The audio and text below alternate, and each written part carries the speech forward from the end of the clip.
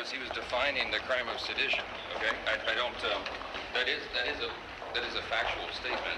But obviously, attorneys have to parse the language and determine all that. What I'm saying, what I will say unequivocally, that was a wildly inappropriate thing for so-called leaders in Congress to do, to encourage young troops to disobey orders. I mean, think of what the threat that is to our national security and what it means to our institutions.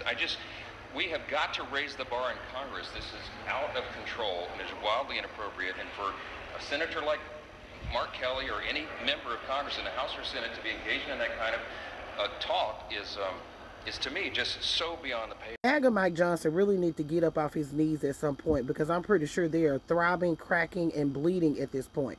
Because you can't sit up here and tell me that it is beyond the pale for members of Congress to encourage members of the military to obey their oath to the Constitution. But it's not beyond the pale for Frumpy Dump to encourage violence against them. And I'm not talking about just any kind of violence. I'm talking about you dead and gone kind of violence. We have all seen what Frumpy Dump and MAGA rhetoric can do. We have a shining example of that in January 6th. But now you have the President of the United States basically calling for violence against members of Congress for just telling people, hey, you should obey the Constitution. About a month ago, MAGA Mike Johnson was just telling people to calm down the rhetoric after the murder of Charlie Kirk.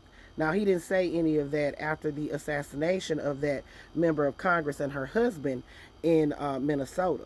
But he said that after the Charlie Kirk situation. So with that information, coupled with the fact that he just can't condemn the President of the United States for this despicable, violent, and disgusting behavior, further lets me know where MAGA Mike Johnson kneels. We all know where he kneels, and it's at the pamper of Frumpy to the motherfucking dump. He does not serve his constituents. He does not serve the United States of America, because anybody that can stand in front of you with a straight face and not first condemn this type of behavior and not go on some rant and some tirade about some members of Congress imploring and encouraging members of the military to obey the Constitution, baby, you don't serve me.